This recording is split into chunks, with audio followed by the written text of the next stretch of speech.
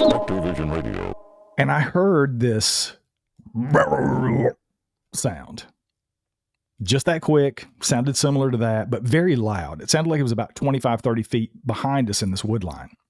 With infinite complacence, people went to and fro over the earth about their little affairs, serene in the assurance of their dominion over this small, spinning fragment of solar driftwood, which by chance or design, man has inherited out of the dark mystery of time and space.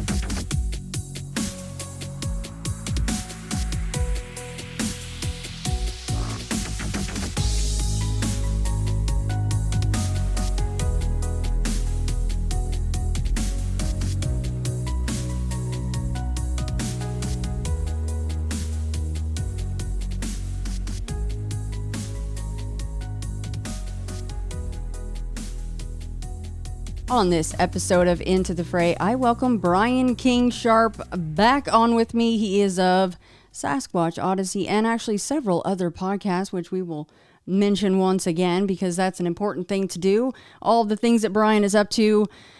And last time we talked only Bigfoot. This time we will talk a snippet, a little bit of Bigfoot. But we are going to mostly be discussing something that you dropped a little side bomb on me. I'm like, hold on, we got to talk about that too. Haunted house, and then a couple of UFO experiences, one that happened when you were younger. But before we get there, I wanted to mention that if you are on the tube of the YouTube, you can not only hear us, but see the both of us. So that will be the new format for Into the Fray going forward on YouTube. Now, that said, not all of my guests might want to be on camera very much. So in that case, you will be stuck with just my mug. And there you go. In this case, of course, Brian is completely fine being on camera with me. That was a long welcome, but Brian, welcome back. It is great to be back. I'm like a bad penny. I just keep showing up, right? I love it. I think it is a wunderbar. So, also, I didn't mention your first visit was 525. Into the Fray, 525, aptly named Sasquatch Odyssey. Go figure. So, that time we spoke about your quite recent Bigfoot experiences. Very close, very surprising, interesting things that went on during that, trying to break all that down. But this time is a little different. But we will start with a little bit of Bigfoot because you mentioned a little trip out to see Todd Standing. Yes. Just a little backstory, as there always is for these things. I say it doesn't mean anything if there's not a backstory. So I have quite a sordid past, if you will, with Todd. I watched Discovering Bigfoot, his 2016, 2017 documentary, something along those lines is when it came out. I watched it a couple of years after that, and I was enamored. I was immediately blown away. I was sitting here in the tiny house watching it and going, why in the hell is everybody in the world not talking about this film and these amazing images that this guy captured, right? Well, I wasn't exactly into the Bigfoot interwebs at the time. I wasn't in a ton of Facebook groups. I was just getting into that part of Bigfoot. And I realized when I started poking around on the interwebs, people are aware of this. They have been talking about Todd Standing in his documentary for quite some time. And it seemed to be something that I needed to take a second look at. So I went back and watched it again. And then I think I watched it a third time. And by the third time I got through the doc, I was completely changed. I'd done a 180 from where I was. I was amazed by the film at first. And I'm talking specifically about the images that he purports to be Sasquatch. I was really enamored with those. And then once I watched it the second and third time, that enamoring began to fade. And I started looking at it a little more critically. And then I started looking into some of the stories and some of the claims that people were making. And my mind changed pretty quickly, honestly. And then I became angry because I felt like this guy was duping people. So, of course, I didn't have a show at the time. Sasquatch Odyssey came along in February of 2021. So I had a little bit of a platform to start talking about these things. And I made no qualms about early on how I felt about Todd. And I'd done several episodes about his stuff and talking about the documentary, how I felt about it. And all the while I was reaching out to him to give him an opportunity to come on and defend himself on the show. He wanted nothing to do with being on my show. And of course, part of what Todd has done over the years is bring people up to his research area. He had the late Dr. John Bindernagel up there, who was in the Discovering Bigfoot documentary. The late Dr. Jeff Meldrum was also a part of the documentary. And he had done several episodes of Survivor Man Bigfoot with Les Stroud. I was also reaching out to Les's people, and it took me almost a year to get Les on the show the first time, but eventually he came on the show. And we spent a big portion of the show towards the middle of that interview talking about Todd and Les's experiences there. I guess it was probably a week or so after that aired, Todd reaches out to me and says, "Hey, I want to come on the show." I was like, wow, it's amazing how that happens, right? So he did. He come on the show. And to his credit, he answered my questions. We had a very civil conversation. And I got him to a point. There's a point in that episode. I don't remember what episode it was. Forgive me. It was back in probably around 50 or 60 episodes into Sasquatch Odyssey. We're almost 700 at this point. So it's a while back. I should remember the name and the number of the episode, but I don't. I apologize. But it's Todd's episode. He's talking, and I'd pushed him to a point where he almost made what sounded like, to some people, a semi-admission on the show. In that he said something, and I'm paraphrasing here, if I did fake anything, it was for species recognition. It was for this. It was for that, because I'm damn sure finding footprints and tree breaks and all these things. And people read that to be an almost semi-admission. If I faked it, this is why. I didn't feel that. But at the time, Todd kind of laid down the gauntlet and said, "Hey, man, I invite you to come out. Come out to my research area. Experience it for yourself." And I was like, okay, why don't I do that? I think it shocked him that I agreed to do it. But October of 2023 is when I actually went up and made the trip to BC. And I went out with him for a little over a week in his research area up in Radium. I flew in, Kyle Deshane, who was there, friend of mine, and his dad, Richard, was coming up as well to spend the week. And I was going to go out with Kyle, Todd, and Ashley, his research partner and girlfriend, to his research area. First thing, they take me over to Todd's house. Todd comes out, he meets me, he greets me, takes me into his house. We pick up our meals for the week that they had pre-made. So now I'm standing in this guy's house who I'd given a whole bunch of shit in the past, honestly. And he's treating me like a king. Of course, I kind of expected that. I didn't think he was going to be an ass when I got there, because I think he's trying to win me over at this point, right? So long story short, we get in the truck, we drive the 3 hours or so it is out from his house to his Radium research area. And I'm going to tell you, I'd never been to Canada. And for those who haven't experienced this, the vastness of this place is incomparable, in my opinion, to any place I've ever been. We drove for 3 hours and I saw nothing but sticks, leaves, and trees everywhere, right? It's remote. We get to a point where we're about 30 miles away from this logging road that we have to turn onto to then go another 18 miles into the woods. We lost cell signal at that 30-minute mark before we got to this other place. So we have no cell signal. I'm in the middle of nowhere.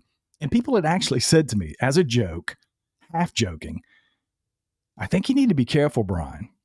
What if he takes you out in the woods and you don't come back?"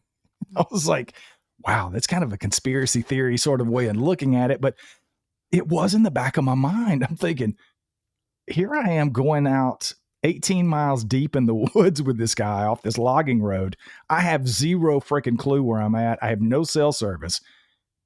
And a lot of things can happen in the woods, right? He got lost in his research area. If you remember, there was a whole thing about this, right? Some years back, pretty big story about him getting lost in his own research area. So all this is going through my mind, but we get out there. It's a beautiful place. It's one of the most remote places I've ever been. There's just a couple of campers in the middle of this little clearing in the middle of nowhere. But almost immediately, when we got into that area, I was seeing tree break after tree break after tree break. Literally hundreds of tree breaks just on the way into the research area. And he's pointing them out. Kyle's pointing them out. So we get to the research area, we get set up, and we start going out. And I mean, Todd's approach to this, I think it's pretty similar from what other people have told me that have been there, because I've interviewed quite a few people that have been out with Todd over the years. He doesn't lead you in any direction. It was literally, where do you want to go? And we'll go that direction. He didn't point me in any place. He didn't try to send me certain places. Now, there were things that were, I don't know what the word is, maybe well-known footprints and tracks, because there's this sphagnum moss that's up there that holds these tracks, sometimes for years. I was literally looking at prints that were in the documentary that Dr. Meldrum and Dr. Bendernagel had looked at while they were there. They're still there in the moss. It's kind of weird. People say, how does that even possible? You just have to experience it and see what this stuff is and how it holds it there. But so that was happening. He was taking me to a couple of places and showing me these particular footprints that have been there. And he's saying, hey, this is Jake's footprint. This is Jane's footprint. I believe this is Kubota's footprint, those kind of things. But otherwise, I had carte blanche to go anywhere I wanted. We took e-bikes out and we just went in any direction. And we always found something, some sort of something that could be construed as evidence. And I've said this before on the show, I think. If Todd is doing these tree breaks himself, because that went through my mind, I'm very skeptical, right? Especially of him. It would take him forever. Number one, he would literally, in my opinion, have to hire somebody to help him do all of the tree breaks that we found. And these are over the course of years. You can see that this one's 5 years old. This one's approximately 3 years old. This one was just done last week or whatever. So they're in these different states of being from how long they've been done, right? Because trees die and decay when you break them. So I'm seeing all this stuff. He's pointing all this stuff out. And if you spend any time at all, either virtually or watching his videos or in person with Todd, I describe him as the best used car salesman in the history of used cars. You are never going to go on this guy's lot without driving away with something. That's just the way he is.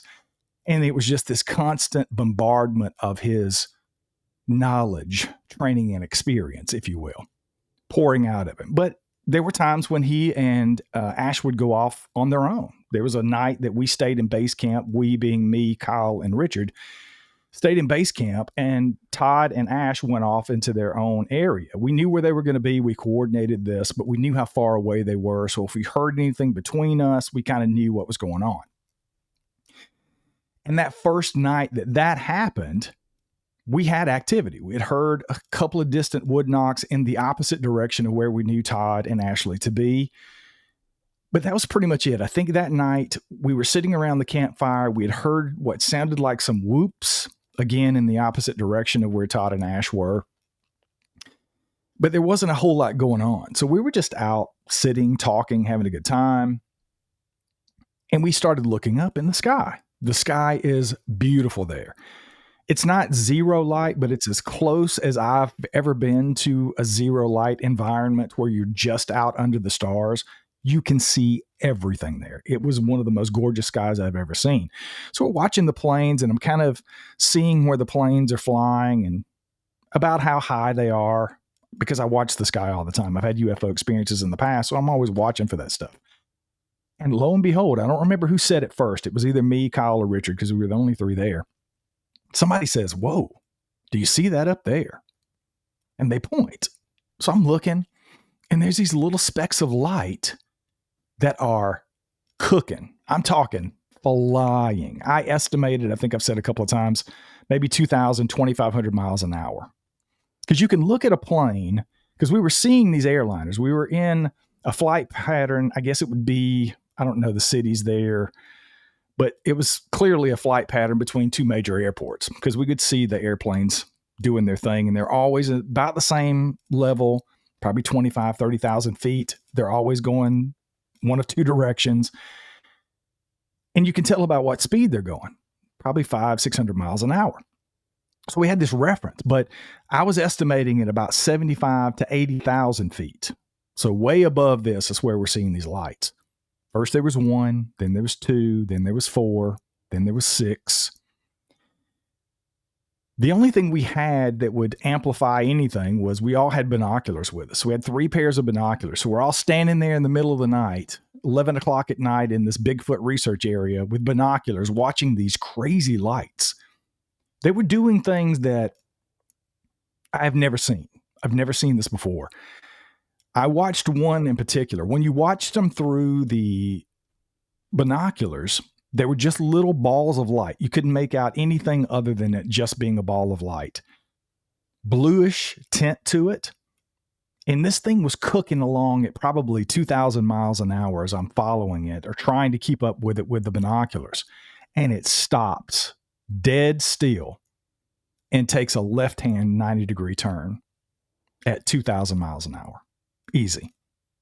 It absolutely blew me away. There was no way at that point that it could have been anything other than, I'll just say, technology from outside of our abilities. That's the only thing I could think of. We were all amazed, and we were all watching them. We would pick our own and just kind of watch it and say, hey, what's yours doing? What's mine doing? What's his doing? And we watched this for a couple of hours. And then they finally eventually just faded away and they were gone. Now, the first time I talked about this, I think it was over on that Bigfoot podcast with my co-host at the time. I was relaying some of the stories that happened in Radium. And of course, people were coming out of the woodwork. Oh man, that sounds exactly like a satellite, man. Y'all were seeing the satellite. No, it wasn't a satellite. We weren't watching a satellite. We weren't watching a planet. We weren't watching a star.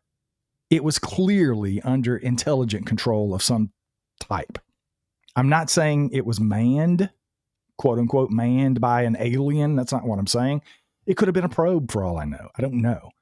But I've never seen anything in the sky that had the ability to and behaved the way that these things were. Something that's going that fast, even if it's just a regular airliner. Planes can't go from 500 miles an hour to 0 miles per hour and change direction at a 90-degree angle literally on a dime. It just doesn't happen. But that's what we saw. So yeah, that was really cool and interesting because I had not expected that at all. I went up there hoping to have some sort of activity with Bigfoot. But then we got UFOs that first night. So the rest of the week that I was there, the week plus I was there, experiences almost every night when we went out. There was one particular day that Ash and Todd were at a structure that they use as a gifting station, for lack of a better term. And they claimed that they had a daylight sighting of 2 Sasquatches. I wasn't there, so I can't say whether that happened or not. That was his testimony. That's what he told me. There's actually a video, I think, on my YouTube channel of him telling his story shortly after it happened. I recorded that. It was part of many episodes that I did on that particular trip. I did not see a Sasquatch while I was there, but we did have other activity. I heard whoops. I heard wood knocks multiple times. We had rocks thrown at us on 2 different occasions, 2 different nights. One of those was pretty late. We were getting ready to go to bed. And it was the same night that we were sitting around, and I know it's going to be hard to believe, but Todd was talking around the fire, which he did quite often. And I heard what sounded like samurai chatter. It was the only time I've ever heard anything remotely similar to this. But we're sitting there. Todd was to my left. I was facing directly into the woods behind the fire. And in front of me, with their back to the same area, was Ashley, Todd's girlfriend, and then Kyle and Richard, his dad. And I heard this sound. Just that quick, sounded similar to that, but very loud. It sounded like it was about 25, 30 feet behind us in this wood line. And immediately, I've got the audio. I actually put this out on one of the episodes that I did after this trip. It's faint and it's very difficult to hear, but I captured it on the audio recorder I had going. It's hard to hear because Todd talked over it, but it's clearly there. And immediately, what you do hear on the audio that's very clear is that I wasn't the only one that heard it. Immediately, Ashley spoke up and Kyle spoke up because they heard it as well. Todd didn't hear it because he was talking, and poor Richard, Kyle's dad, doesn't hear so well. He's fired a lot of guns, I think, without ear protection, so he doesn't hear a lot of things that other people hear. So Richard did not get to hear it. But the three of us immediately was like, hold on, wait a minute. Did you hear that? Immediate confirmation. Hey, what did you hear? I heard this weird. So we all heard the same thing. So that was very interesting. And here's the thing that people have said about Todd over the years, and this is one of the things I've always said. I've never doubted that he's had experiences. I've never doubted that he's had Sasquatch activity in this particular research area, and he has his other area out at Nordag that I did not get to see. This was all in radium. I've never said that he didn't have those experiences. I've always believed that that was possible, and I experienced that myself. And people are like, well, he's got people in the woods. I know it's easy to say that, but you have to go to the area and know, right? You're 18 miles deep in the middle of nowhere. There's no other people around there throwing rocks at us in the woods. We would probably hear them walking to get to that point so they could hit the camper that they were hitting right next to us with these rocks that were being thrown. And then this vocalization. I mean, you're hiding in the woods 30 feet away from people around a fire, 18 miles deep in the woods to do samurai chatter.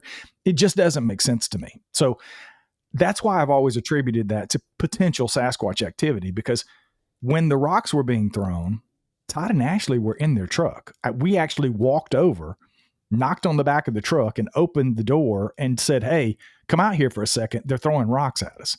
So we know it wasn't them, right? And he was talking, unless he's a ventriloquist, it wasn't him doing the samurai chatter that I was hearing and that Kyle was hearing and Ashley was hearing. So all of the totality of those circumstances, I was feeling like we were having some activity. And the last thing that really happened there that was significant outside of, again, finding a lot of tracks, I found a ton of trackways myself that I brought to his attention and Kyle's attention.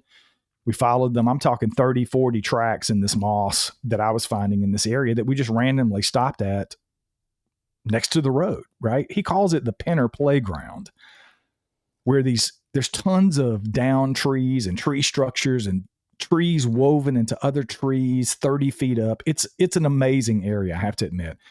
I don't know how it could happen naturally. I had seen it on some of his videos, and he's even got some of that stuff in the documentary from other places that I had seen, and I'd always questioned it. But once you get there and you're looking at it yourself, I was like, I don't know, this is not natural, right? There's something going on here. So it was a lot of that. But the last full day that I was there, we all got together and we wanted to do one last day hike. And Todd said, you've been pretty much everywhere there is to go over the last 6 or 7 days. Where do you want to go today? I just pointed towards the old growth part of this forest. It's been logged in there in the past, but on the other side of his research area is a really old part of the forest that I simply just wanted to go see because there's 330-year-old trees in there that I just wanted to be around. So we just take this casual day hike in the area that I pointed in. And Todd was like, I really don't come over here. I've never been over there. Kyle had been up there 3 or 4 times at that point. He had never been to this area. So I was like, oh, I want to go over there. So we did. And we're walking along, and I have some video, I think, and I know I've got the audio of it, but we're walking along and you can hear Richard and I go, what in the hell is that? We get to this tree that's, I don't know, 6, 8 feet around maybe. Huge tree. Todd looked at it. Ashley looked at it. They both estimated it's probably 320, 330 years old. Massive. 150 foot tall tree. And on that would be impressive enough, but on each side, on 3 sides of this tree were other trees. These are probably 14 to 18 inches around, maybe 40, 50 feet long. And they were propped up in 3 different places on the side of this tree. Like something or someone picked them up and leaned them against the tree in 3 different places. Weird. So we get to looking, we're investigating. And again, I think there's a video on my YouTube channel you can check out and look at. I know Todd's done a couple of videos over on his YouTube channel about this particular structure or situation that I'm talking about. But we get to looking at it, and we're looking at the trees. And if you know anything about the woods, I live in the woods, but you can go out and see trees or sticks laying on the ground. If you pick it up, if it's been laying there for a while, you turn it over, there's watermarks. You can see that it's been laying there. It could have rained the last time 10 weeks ago. This thing's still going to have those marks where it's laid in this moisture. So we look at these trees going, is there a root ball? Are these things just falling over? No root ball. And they had all been on the ground at one time or another. Clearly. There's all these marks that point to this, right? I'm not a tree expert, but I'm not an idiot either. It didn't take a lot to figure this out. So Todd's scratching his head. I could clearly see, I'm a pretty good judge of character. Todd didn't know anything about this. He hadn't seen this before. There was clear excitement there. There was clearly like a holy shit moment. We just found something significant. So that in and of itself said to me that there was something going on here. Like, I'm not being hoaxed. He didn't lead me there to show me this miraculous tree structure that he'd been saving all week to convince me of anything. So we're all pretty much in awe of this. We looked, I think one of them was, we pulled the compass out. One was exactly due north. The other one was almost opposite, pointing due south. And the other one was a little bit off east or west. It wasn't really significant in what we found as far as direction. What was cool and what was interesting is there was 2 tree breaks on either side of it, pointing directly at this tree. It was really strange. Ashley has this feeling or connection with what she calls Sabe, and she feels like it was an offering to this tree from Sasquatch. This is all her subjectivity coming in and what she felt at the moment. But that's kind of the conversation we're having. And it was really interesting to see because I felt like something did that, right? There's no way there was machinery. There's deadfall everywhere. There's broken trees and undergrowth, and it's tough to get to. So it doesn't make sense that you would have people out there doing it. I don't know how people could physically do it. If you had a group of 25 or 30 people, maybe you could figure it out. But there would be evidence of that, I think. There would be broken trees and branches and other things. We just didn't find any of this stuff. So it was really interesting. Once we found it, we were kind of starting to lose daylight. We didn't have a ton of time. So Todd was like, we need to get back to base camp. So we made our way back to base camp. We did check and do a cursory check of all 3 trees. Did not immediately find any root balls. So they were placed there. Todd he had one last expedition after I left. It was a father and son that was coming up for 2 or 3 days. They did a follow-up video. He took them out there to show them this structure. And there's actually a video on his YouTube channel of them digging down under these trees to prove that there's no root ball there. So they did take it a step further and do the follow-up and make sure that there was no root balls. Because it could have been that these trees were there, wind blew them down, and they just ended up this way. And at the very top, the apex of this 40, 50 foot tall thing that's happening with these 3 trees, they came together at a point. Now, obviously, they couldn't touch each other because the tree was in the way. But if you drew an imaginary line between the tips of all 3 of these, they would have touched at the top of the tree, the way they were pointing. They were that close to each other. It just didn't seem random to me. So that was one of the biggest things that happened. But I left that experience a changed person in some ways because I'd experienced some things. I'd never had rocks thrown at me. I'd never heard samurai chatter. I'd never heard wood knocks like that. I've only heard wood knocks one other time, and that was here on our property several years ago. It's like 3 quick knocks. I think I talked about that the last time I was on the show. But to hear that in real time during the day, I heard a couple during the day that were clearly wood knocks. These aren't random noises. These aren't trees popping. These aren't, it's wood knocks, or it's mouth pops, or it's something odd, right? One night we did do a night hike one particular night after some activity. We'd had a bunch of vocalizations. I think we had rocks thrown at us, and we heard some really close wood knocks and a couple of really close whoops. So we ended up going out and doing a night hike, which sounds innocuous, and it is in and of itself. But when you're 18 miles deep and you've had something throwing rocks at you and it's screaming at you in the woods, and you take no lights, and you have a group of 5 people that are just walking in a single file line. We were literally on each other to the point we were like hands on shoulders trying to stay together because we couldn't see anything. It was that dark. And we're traipsing out to go towards where this noise was coming from. So we make our way out to where we'd last heard this whoop and this knock. And we just decide to go off the trail a little bit into the woods and just sit down and listen. And I tell you, this is one of the hardest things that I've ever done. And I can't, to this day, I don't really understand why. I was shaking uncontrollably. It was cold because it was getting on late October in Canada. It gets pretty cold up there. But it wasn't the cold that was making me shake. It was something going on. I don't know if it was the feeling of being so close to something like that, or if it was just my mind and the fear and adrenaline that was making me shake. But I literally had a really hard time physically making myself sit down. Ashley refused to sit down. Ashley never sat down. She just wasn't comfortable. She kept saying, I'm not comfortable. I'm going to walk around. So we sat there for probably 10, 15 minutes, just meditating, just thinking, just trying to connect and listen. And we didn't hear anything but one single wood knock. After about 10 minutes or so, we heard one single wood knock from the opposite direction from where we came, near base camp, where nobody was. And we all immediately, it was almost like this collective sigh of, okay, they're done with us. I can't explain that. I don't know that. I'm not saying I mind spoke with Bigfoot. I'm not a clairvoyant. I'm just saying that was the group feeling that we had. It was almost like okay, we're done. And we all were just like, okay, let's go back to base camp. So we did. We went back to base camp, and that was the end of that evening. We didn't really have any more activity. So after that trip, I walked away. People have always asked me, did it change your opinion of Todd? No, it didn't. I think Todd is a nice guy. He treated me respectfully. He treated me great while I was there. It doesn't change the fact that I think he faked his videos. So yeah, we still have this contentious relationship. I don't really talk to Todd anymore.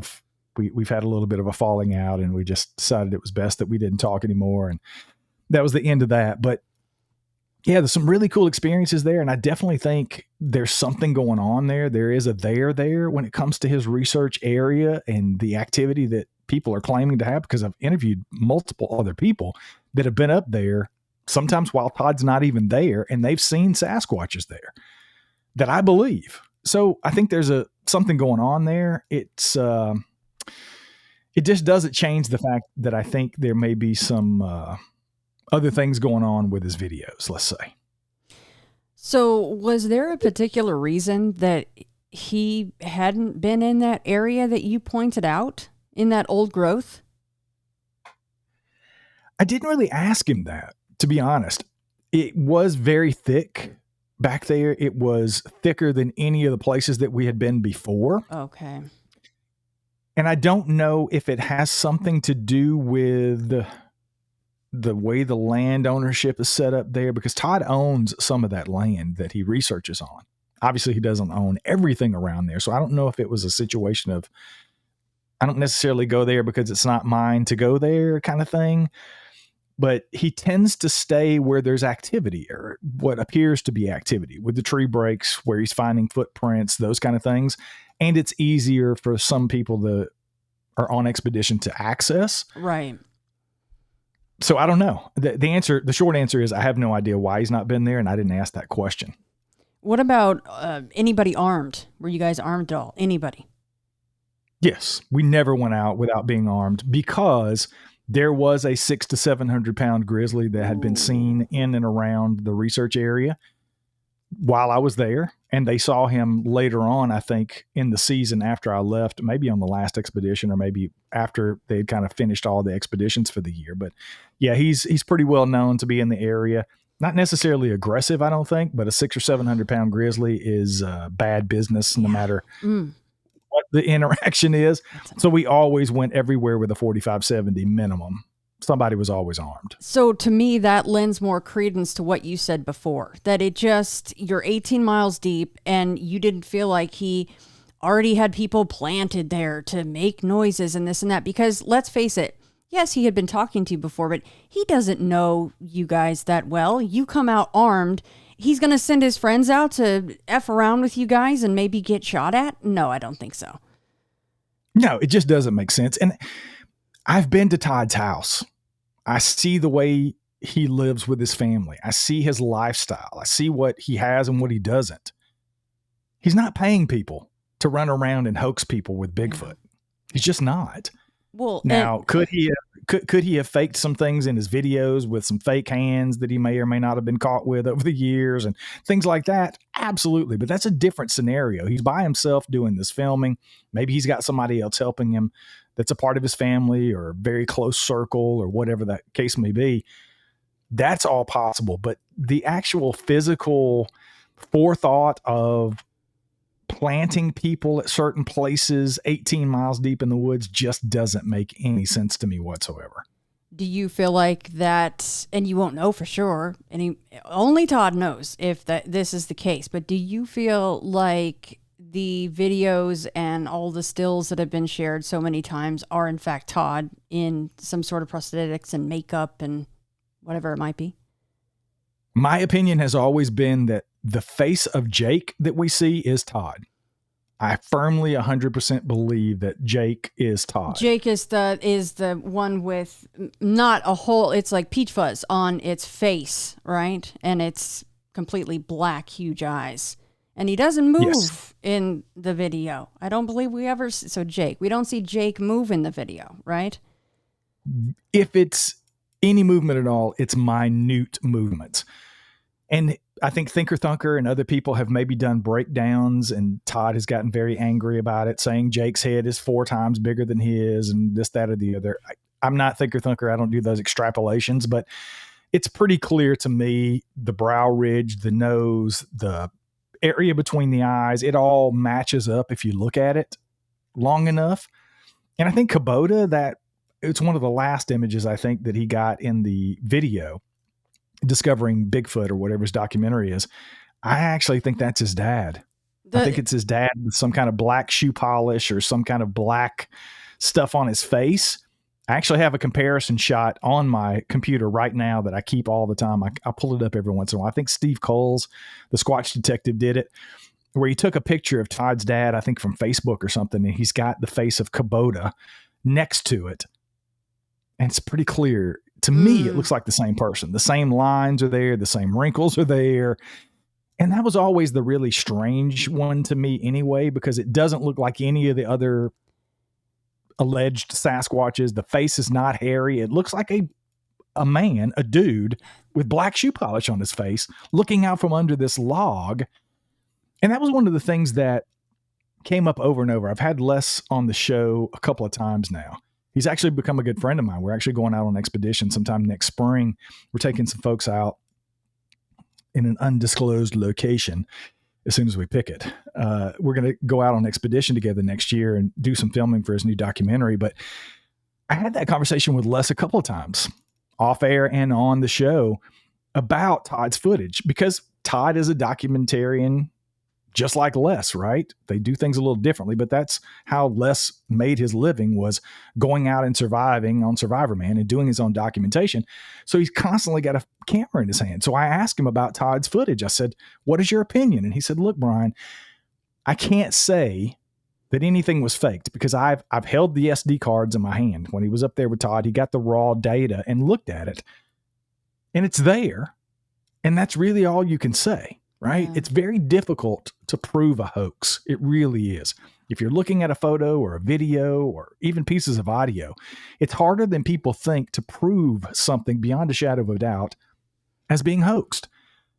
But the one question that always came up for Les, and has come up for me over and over, and I asked Todd this question point blank while I was there to his face, is the same question that Les asked him. Where is the before and after? There's always a before and there's always an after. It's just like this interview. There was something before this. There's what we're doing now, and there will be something after this is over for everybody else that maybe just you and I hear or just you and I see. Where's that at? Yeah. And Todd's answer to Les and to me is, there isn't any. I only turn my camera on when something's happening. That's what he said. I only turn the camera on when I'm filming something. So there is no lead up. There is no before and after. And that just never has set well with me because it doesn't make sense. It makes no sense. Especially the after, right? I mean, maybe the before is this shaky, awful, it's not in frame, and then boom, you got it. And it has to duck down at some point or walk away at some point or something. Or if it doesn't, and hey, you can, maybe the battery's getting low or you know that your SD card is getting full. Make a noise, make it move, I don't know, have Ash throw something at it, whatever. I mean, there's a million different scenarios of why that wouldn't even be applicable. But so Kubota, the black shoe polish one, is the one when I saw that, I'm like, if that's what Bigfoot looks like, I don't ever want to see a Bigfoot because it was like just something so completely not in line with what we hear about Bigfoot. I'm going, that's just a forest devil or what, a fae or I don't know. It's not, it doesn't track with Bigfoot sightings, really. That was just terrifying looking. I think it's so terrifying and creepy, Shannon, because I think it's a dude with some black shoe polish on his face peeking out from under a log. Yeah. That's why I think it's creepy. Yeah. Yeah, I agree. And here's the thing. If you're in that situation, even if your battery's going dead, right? If I had just filmed the face of Sasquatch the way that he has claimed to do on multiple occasions, how about you just turn the camera around and go, oh my God, I just filmed Bigfoot. Even if it was just that would be an honest and, in my opinion, reasonable reaction to what you're claiming that you just did. Yeah. But it's just not there. So that in and of itself, again, it's not smoking gun. It's not proof that he's faked anything, but it's certainly a red flag that I think a lot of people pay attention to.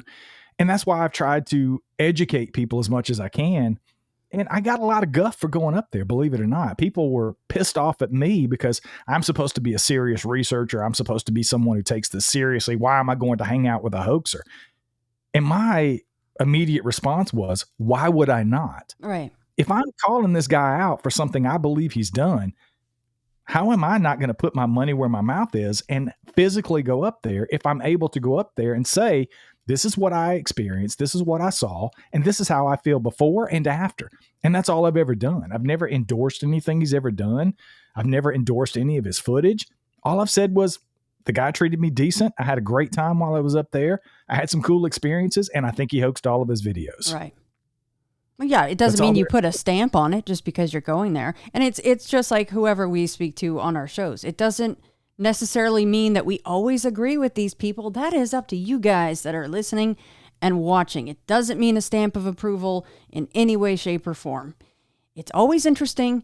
That's all we can say about it. And the rest is up to everybody else. So, I mean, I can imagine the kind of comments that you got going up there with Todd. And still to this day, I'm sure if somebody's just now seeing, wherever that is. So was that one long quote unquote documentary, or did you break it up into separate things on your YouTube? Yeah, it was not organized at all. You give me so much credit and I so appreciate that. But no, it was just a collection of, I literally had maybe 12, 14, 16 hours of audio because I told Todd, I was like, dude, I'm recording everything. Yeah. When we're sitting around at the campfire, I had recorders going and he was perfectly fine with it. He was okay with whatever he said or whatever was said or experienced me sharing. He didn't try to edit or keep me from doing any of that stuff. So I literally came back, cleaned up all that audio and just put it out as a series of, over the course of maybe 3, 4, 5 weeks or so. I would go through the audio and I would just put it out. I would clean it up and say, hey, this is around the campfire at Radium. This is what was said. This is what was experienced. Yeah. People picked things up. People could hear the rocks being thrown, different things. It was kind of a cool experience to take people there because not everybody has the ability to do that, obviously. And for them to be able to kind of experience what we experienced in real time, sort of unedited, if you will. So, yeah, it was just a combination of when I would get into the audio, you know what that's like, right? It's constant content creation. So when you get a chance to get to it, I would put it out and I eventually got through all of it and put it out there. So there's no real method to the madness, but there are some videos that Like the tree structure that I talked about, the huge tree that is on my YouTube channel. You can see that. You can see me, Todd, Ashley, all of us experiencing that in real time for the first time. That's a cool video. And I've got several videos up there of some of the hikes that we took in radium. My first book, actually, Sasquatch Unleashed, The Truth Behind the Legend, has interactive book technology where I have a ton of videos I've never shown anybody. That there's QR codes in the back of the book. You just scan those and then you get to go on an hour-long hike up in radium and see all these tree breaks. And there's cool videos of me actually trying to do my own tree breaks. I did it. I finally did it, but like a 2-inch sapling, it was a lot for me to actually do a tree break with a 2-inch sapling. And it was to prove how difficult it would be when these trees are 4 or 6 inches around. The strength that it would take to be able to do that. I did one break while Kyle was filming me there when we were doing a hike. We had found a bunch of tree breaks and he was like, hey, why don't you just try to recreate this? It was maybe 1.5 inches, 2 inches around.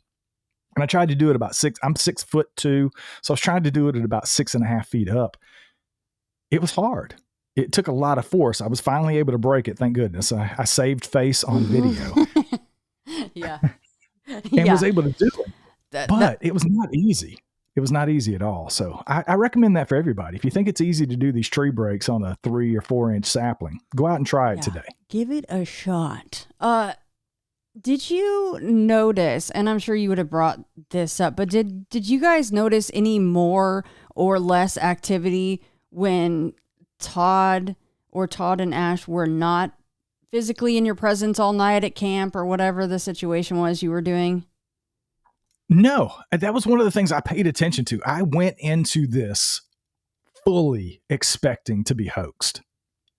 I just knew it. I knew I was going to go up there and have the best Sasquatch sighting that's ever been had because I know that's what Todd wanted.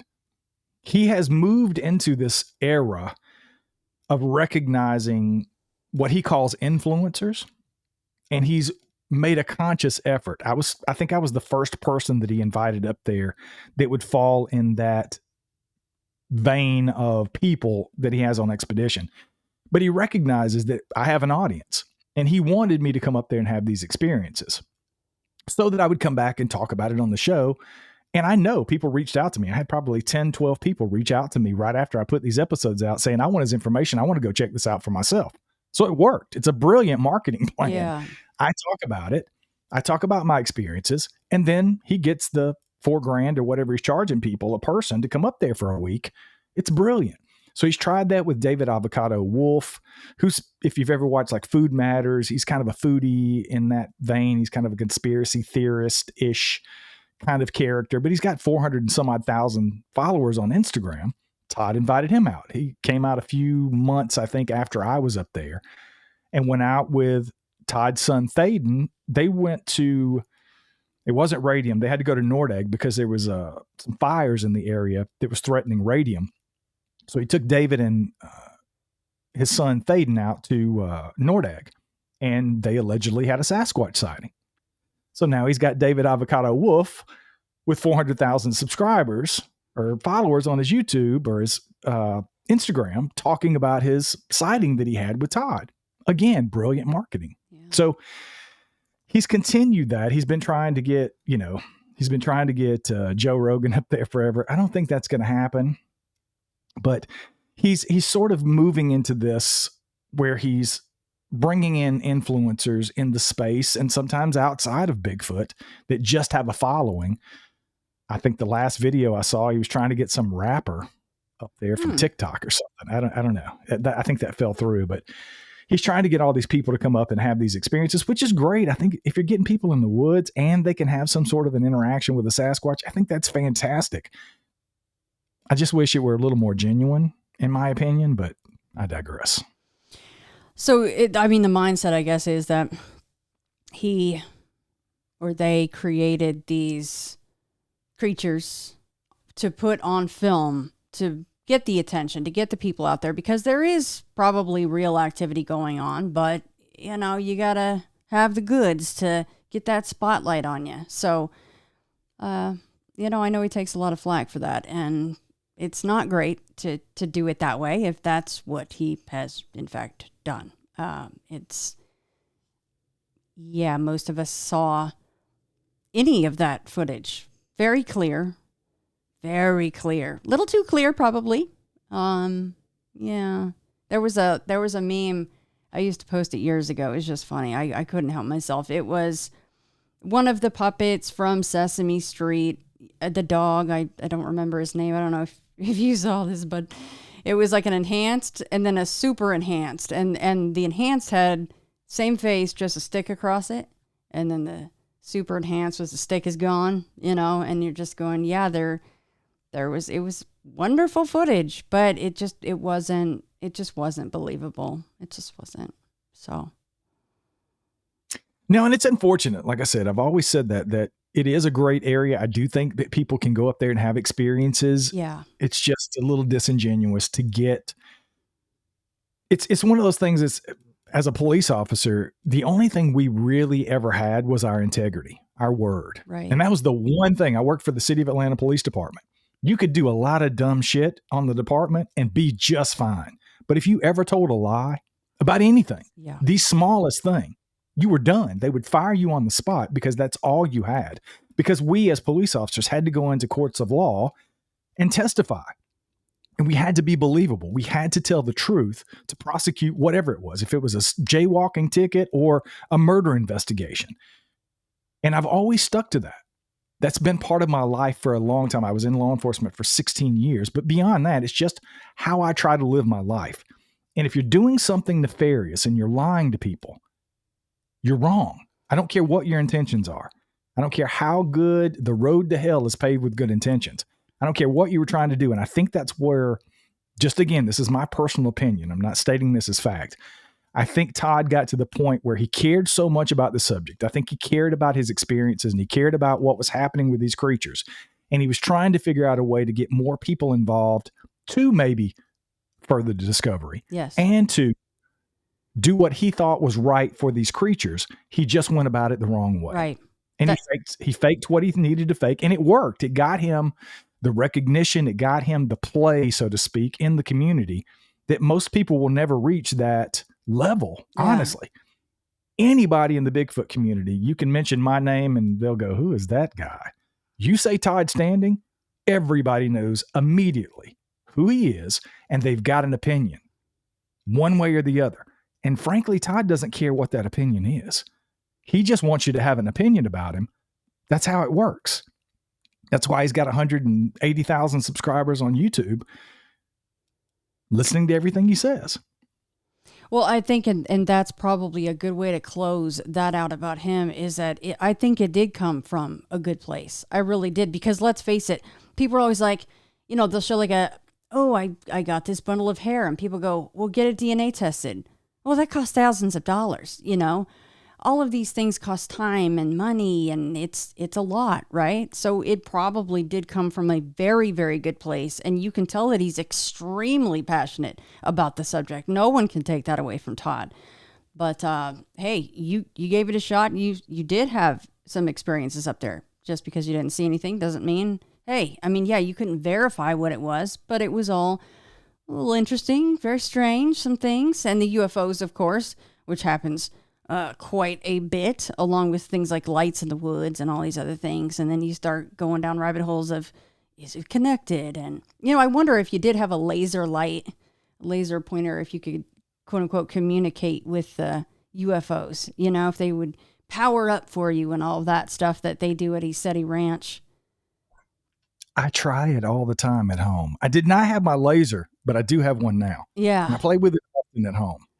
Yeah, you just never know, because people do have experiences like that. Okay, so let's close this out with a complete change of subject. And that is, last time you brought up, let's go with the haunted house stuff before we go with your 16-year-old UFO sighting. Let's start at the haunted house. Well, the haunted house did come before that. And I say haunted, but I think it was probably more of something demonic. Because I'll give you the shortened version of the story. We lived in a very small town. We were very poor when I was growing up. Like, my mom counted potatoes to make sure that we had enough to eat for the rest of the week. We were that poor. So we never owned our own house. But we rented houses. And we rented from this gentleman who had a bunch of land. And he had two sons that were I guess the word would be strange. They were very strange people. It was a very small town. We didn't even have a caution light. I think we had a stop sign, and that was about it. So everybody knew everybody's business. So everybody knew these guys. There was always rumors about satanic worship, devil worship, all these things. Again, you take that with a grain of salt because you're never really sure, right? If you're a little strange, you wear black clothes, you listen to the wrong kind of music, you're now a devil worshiper. And this was back, we're talking late 80s, early 90s when the devil worshiping panic was sweeping the country at this time. So I take all that with a grain of salt, but we ended up moving into this particular house that was owned by this gentleman that was pretty well known and had money in the community. Those were his sons who had lived in this house before us. They'd lived there for a couple of years together, and then they moved out, and then my mom and I and my dad moved in. And it was almost immediate that I did not have a great feeling in this house. If anybody's ever experienced any kind of paranormal activity in a house or a space, you kind of know what I'm talking about. It's hard to describe or explain, but it was just this constant feeling for me of I was never alone, even when I was alone, if that makes sense. And again, I was 12-ish, 13. Things were not good with my mom. My dad was an alcoholic. He was doing prescription drugs. My mom was just on the verge of starting to battle cancer. There was a lot of turmoil going on. I was prepubescent. Some people, I mention that because I've talked to people that are in the paranormal field who have mentioned that to me. There seems to be more activity around, for whatever reason, prepubescent boys and girls. So you had this, I felt like it was a storm brewing in this house. The stuff going on with my mom and dad, his addiction problems, all these things. But I started having these nights where I would wake up to hearing voices. I would hear scratching on the walls. And the most terrifying thing that was happening, it didn't happen maybe 3-4 times when we lived in the house, but I would wake up to a dark figure standing over my bed. And I don't even like talking about it even to this day. But that's what was happening. I would wake up almost like people describe, what's it called? Sleep paralysis, where you can't move, but you're awake. And this thing it never did anything but stand and hover over my bed. This ominous sort of shape that resembled a man, but there was no detail. It was just darker than the dark room standing over my bed. And it scared the crap out of me. I was absolutely beyond scared. So many nights when I would hear the voices, I would hear the scratching, this thing would show up. Many a nights, my mom would wake up, or my dad or mom would wake up in the morning, and I would be curled up laying on the floor in their room because I would not stay in that room. And it was just constant the whole time I was there. I found some weird things. There was a place I loved to go. Outside was my escape. I escaped what was going on with my mom and dad. I escaped the crazy shit that was going on at night by going outside and spending time in the woods. That was my safe space. There was a really cool creek area. It was nothing but rock, and it was just a creek cut through this rock. I'd never seen anything like it before, or to this day. I still haven't seen anything exactly like this particular area. But I found weird things, skulls, spoons, weird masks, bones, all kinds of weird, what looked like altars to me. And of course, my mom and dad weren't interested in any of the crap that I was bringing back and talking about. They didn't have time for that. They were just simply surviving, trying to put food on the table for my mom. Had just had my sister at the time, who was just a baby. We were just struggling to survive, and they didn't want to hear anything about it. I think this has got something to do with that devil worshiping, Mom. She's like, I don't care, dude. So I was dealing with this kind of on my own, by myself. So that was all just, it just continued to happen. We lived in that house for maybe 3 years, probably 3 years. So maybe from 11 to 14 is when we were there. And I didn't get into this with my mom until really later on in life. I didn't tell her about the Bigfoot experience when I was 12. I didn't tell her about any of the stuff that was going on in the house outside of me. She'd say, "Why are you scared?" I'd say, "I'm hearing these weird things in my room or this black figure." "Oh, you're just having dreams. You'll be okay. Stop being a scaredy cat," kind of thing. But later on, we did have conversations. I'm talking like later on as in just a few years ago. We were having conversations about that particular time of life. Actually, because I think she heard me on another podcast talking about some of those experiences. And she was like, "I never knew you went through that. Why didn't you tell me?" And she said that my dad had confided in her. He was hearing and having some of those very same experiences in the house. And she chalked it up to just drug use, right? He was on downers. He was taking downers and alcohol and those kind of things.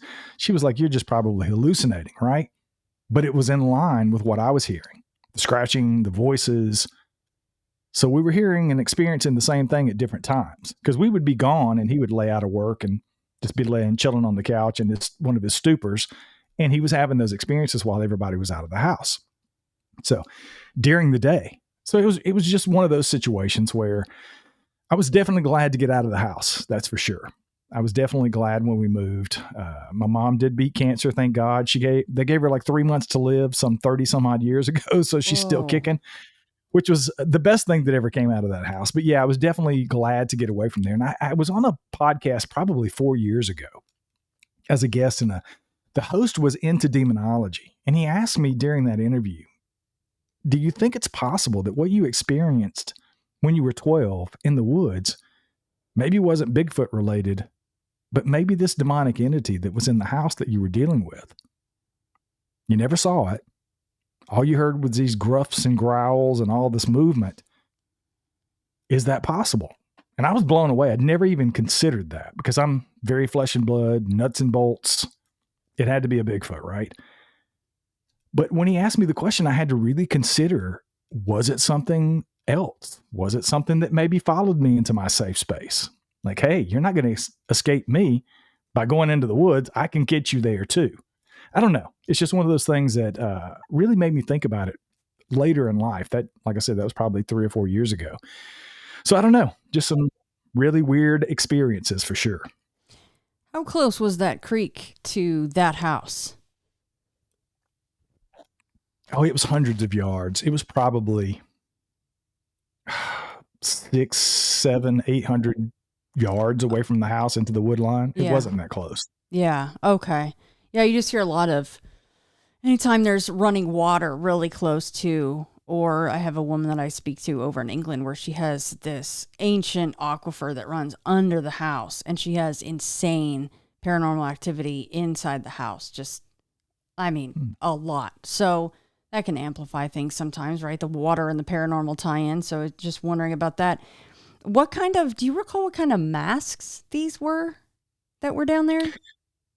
I call them masks, but it looked to be, I'm assuming, cow skulls that had woven material, like vines. They weren't like man-made stuff. It wasn't leather or chains or anything like that. It was like vines, and they were positioned in a way where I call them masks because I got the impression that they were worn. That was there to be worn. Mm. I could be wrong about that, but yeah, it really freaked me out. I was not okay with it. I immediately recognized it as something off. It was not normal. That's not good. There's some naked people in the woods at some point doing all their whatever the hell they do. That is scary shit right there. That is when you go, I'll take a Bigfoot, please, or whatever else. No thanks. Freaky people, keep it to yourself. I don't want to see that. No, thank you. Yes. All right. So the UFO experience when you were 16. Yes. One of the weirdest things I have ever experienced in my life. So I'll give you the really short version of this. It was during the summer. I was probably 16. I was late. I don't know if I was 16 or not because I don't remember if I was driving, but I say 16 because that's what I remember. So I'm at home. I'm on the phone. This is back in the days. I know some people listening are going to freak out. There was these things in your house called phones that were on the wall. And I just happened to have a cordless model where I could talk anywhere in the house. I was really shitting in high cotton back then. And I was on the phone with one of my girlfriends from school. And my mom went out to get something. I don't know where she went, grocery store or something. It was pretty late. She went out, grabbed something, comes back. I'm in the kitchen talking on the phone, just doing my thing like teenagers do. She comes in and she's really pale. And she's like, you need to get off the phone now. And I'm like, it's like 9:00. I'm not going to bed right now. I don't have to hang up the phone. I was like, oh, okay. She's serious. All right. Well, I got to go. Bye. And she says, come with me. So we go out the back door and we're in a neighborhood. I mean, we were like in an apartment. Like, I don't know if at that time it was like public housing or not. She had just divorced my dad and we were going through that. So we're still poor at this point. It was probably public housing, but there's a lot of things around us. But she walks out in the backyard and she's just pointing up in the sky. And I'm like, what? Holy shit. It was probably maybe 800 to 1,000 feet above us. This massive, I don't know, 600 to 800 foot round metallic craft just floating in the air. And I'm just looking at this thing like, we're both speechless. I don't know what to say. She's not saying anything. We're just watching this thing. There's zero light. It is like this bright metallic silver color. It almost looked liquid to me. There was no rivets. There was no lights. There was no doors. There were no windows. It was just this one big solid metallic craft. And it looked almost like if you take like two saucers or two plates and just set them on top of each other, it kind of had this hump shape and then just round. And it's just moving at a steady clip across the sky. And it goes down. We watch it. It goes a little bit away from us and around. And there's like a little ridge over to the side. And it just flies over the ridge and disappears. The only light was the moon was out that night. So the moon was reflecting off of it, but that's the only lights. There was no sound, no lights, no nothing. And it just disappears. And of course we're speechless. My mom's like, she's like me. She's we got to find out some answers. She called radio stations. She called the police department. She called newspapers. I think she finally might have talked to somebody a day or so later that said, yeah, somebody called about something crazy that they saw for a few seconds. And that was kind of it, but nothing else. Nobody reported it.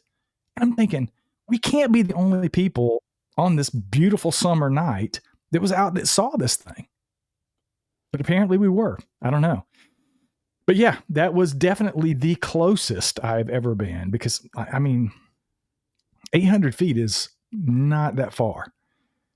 And it never really crossed my mind that there may be more to it. But if you get into UFOs long enough, and I've always been into the subject somewhat, I've always dipped my toe in and out because of my own experiences and my curiosity. But the first time I had Preston Dennett, who's a pretty prolific UFO guy, he's written a ton of books. The first time I had Preston on the show, we were talking about something completely different, and we somehow got into my own experience, which is rare for me because I don't normally do that when I'm talking to other people about their experiences. But he asked me a question or something, and when I told him how close I was to this thing or how close we were to this thing, he said, "You ever considered that you were abducted?" I said, "No, I never considered it, and I'm not considering it now."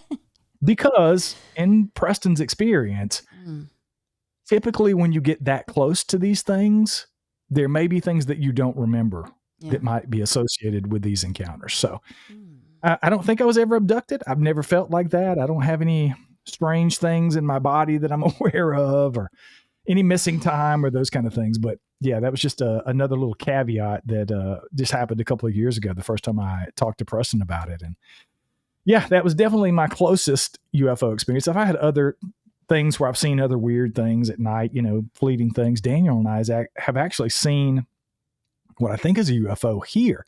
We've had these weird things on the property. I don't remember if I talked about this the first time I was on your show or not, but we've had these weird lights things. Right? And then we saw this craft, this triangle craft. This was earlier this year. We saw it on the back of the ridge here behind our house, which there's nothing back there but property and land. There's no houses. There's nothing else back there. And we watched this thing through the tree line. I watched it with the binoculars that I used in radium, as a matter of fact. So I've now looked at 2 UFOs with binoculars and just watched this triangle craft with these big bright lights float through the trees and then disappear. It just blinked out and it was gone. And that was just earlier this year. So that was the last thing that's happened as far as what I would consider. It was definitely flying and it was definitely unidentified. So we'll call it a UFO. By definition, it is. So when you were talking about the UFOs at Radium, instantly you're going, that's not us. That's not from here. Okay. So what about let's go with the triangle that you just mentioned on your property. You may be a little bit more neutral on that one, but what does your gut tell you about that? Oh, it was definitely strange. It was definitely not a person. Yeah. I don't think anybody was flying anything back there. There's no drones flying back there. It's pretty big. I mean, it was hard to judge how far away it was and how big, but I'm talking, I'm imagining these lights were probably 10 feet in diameter a piece. Oh. So it's pretty big for me to be able to see it from where I was and be able to see the lights through the trees. So pretty decent size craft, if you will. I'll use that term loosely because I don't know what it was, but yeah, I definitely have the feeling that it was something that wasn't us and it wasn't our technology. Were you doing the flashy thing? Did you flashy thing? I did not use the laser. I think that's after then that you got the right. Okay. That makes sense. Okay. So how about the saucer at 16? What does your gut tell you about that? Oh, it was definitely, in my opinion, I've always considered that to be an alien craft. Yeah. There's nothing else. It wasn't a balloon. It wasn't a plane. It wasn't a drone. It wasn't any of those things. I mean, and I'm into aeronautics. I don't study it. I'm not a historian or anything, but I like flying things, right? I have a couple of drones. I love my drones. Daniel and I just went to the 50th annual Hot Air Balloon Festival in Statesville, North Carolina here just a few months ago. And we're around all these huge balloons. They can look weird in the sky. I mean, You see this big, massive balloon. I mean, some of these things are, 60, 80 feet in diameter, and they're these weird configurations and shapes. If you just looked out and glanced, you'd be like, oh, what the hell is that? But then it takes you about 10 seconds to go, oh, it's a hot air balloon. I mean, I've seen these little metallic balloons you get for your birthday from Walmart or whatever that people release, and you see one flying across and you're like, oh man, what is that? Oh, that's weird. Yeah. Oh, it's a balloon. Yeah. It takes you like seconds, right? Yeah. But when you see these things like I've seen, you know that it's something else. You just know it's something else. You don't know what it is, but you know it's something else, right? And I know it's kind of weird to say to people, but you just know. When you know, right? Well, it's so cool that with the saucer-shaped craft that you couldn't see any rivets or lines or that right there. I mean, it's very like Flight of the Navigator. It could just be this liquid thing moving around. So but it did in fact just kind of, it held its altitude and just zip until you couldn't see it anymore, right? There was no zipping off fast or anything like that. Yeah. It never went any faster or slower. Yeah. That I could differentiate enough to say, oh, it zipped away. No, it floated until it went down below this ridge and we could no longer see it. That's a cool sight. I'm looking at a huge ridge now and it's very similar to where I'm at now in the house, and it just floated over the back of the ridge and was gone. Yeah. That's a cool sighting. I would love to see something like that. And it was okay. It didn't scare me at all. And it doesn't bother me to this day to even recall it. Like none of the stuff that's related to any UFOs or UAPs that I've ever seen has ever done that. It never freaks me out. It's just weird. And I'd love to know what it is. I want to know more about it, but it doesn't scare me. Like other people have had some really scary experiences with UFOs and some of the alien abduction stuff. Yes. It just freaks me out to even think about, that communion stuff with Strieber and those kind of stories just freak me out. It gets so dark so fast. Like that. Yeah. All right, so last question, because it'll tie into what we talked about quite a bit on our last visit, I believe, or maybe it was when I was on your show. I can't recall, but now I know that this was when you were 16, so it's not like today when we can just pop out our fancy cell phone cameras. But do you think that you would have had a mind to, oh God, that's the weirdest thing I've ever seen in my whole life. Boop, let me take a picture or a video. Do you think that that would have crossed your mind? I would like to say yes. If I'd had a cell phone in my pocket at that point, I would like to say yes, but I can't be definitive because I didn't try to take photos of the one that we saw here. Right. It just wasn't in my brain. And I know it's so hard for people to understand. It's hard for me to understand it because I'm the same way when I interview people. I go, why didn't you take a photograph? Right. I've literally interviewed people who have seen Bigfoot in the daylight. Their cell phone is laying in their pocket, and they're like, the last thing on my mind was picking up the phone and taking a photograph or a video. It's hard to explain if you've never been in that situation, but I can understand it now because of my own experiences. You know, I was recording stuff in Radium. I always had audio recorders. I had my phone on me many times, and I took tons of photos up there, but it was never in the moment of what was happening. Right? And that's the difference, I think. But that was so obvious and so close. I would like to think if I'd had my old trusty iPhone in the back pocket at 16, that I would have at least gotten a snapshot, a photograph of this thing. And I think it would have made a pretty impressive, I mean, that's pretty close. That's 800 so feet close. away, and it's massive. It would have been a huge thing to have, but yeah, unfortunately, cell phones weren't a thing back then. No, we were cool enough just to have pagers. We thought that was pretty amazing.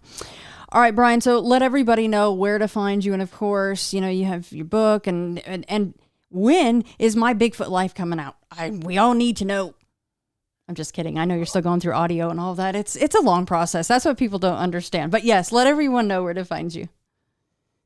All the shows, Sasquatch Odyssey, That Bigfoot Podcast, Backwoods Bigfoot Stories, The Guilty Files, Disturbing History. You can find all of my podcasts anywhere you're listening to Shannon and I right now, on any podcast app or platform. The best place to get all the information about all of our stuff, the blog for all the shows, is on paranormalworldproductions.com at our website. You can also get the books there, Sasquatch Unleashed, The Truth Behind the Legend, my first book. You can get that anywhere fine books are sold, on Amazon, Barnes & Noble, Hangar One Publishing, or you can go to paranormalworldproductions.com and get a signed copy directly from me. Coda's Odyssey, Born Wild, Coda's Odyssey, Volume 1. I'm working on Volume 2 as we speak. You can pick that up same place. If you want an autographed copy, you can get it from our website directly from me. Excellente. Well, Brian, thank you so much for coming on and adding on to the little bombs that you dropped that first time. People were like, hold on, where's the rest of the information? So there it is. And now everyone knows. But I am sure that we will be speaking again sometime soon. Brian, thank you so much. It is always a pleasure to speak to you, my friend.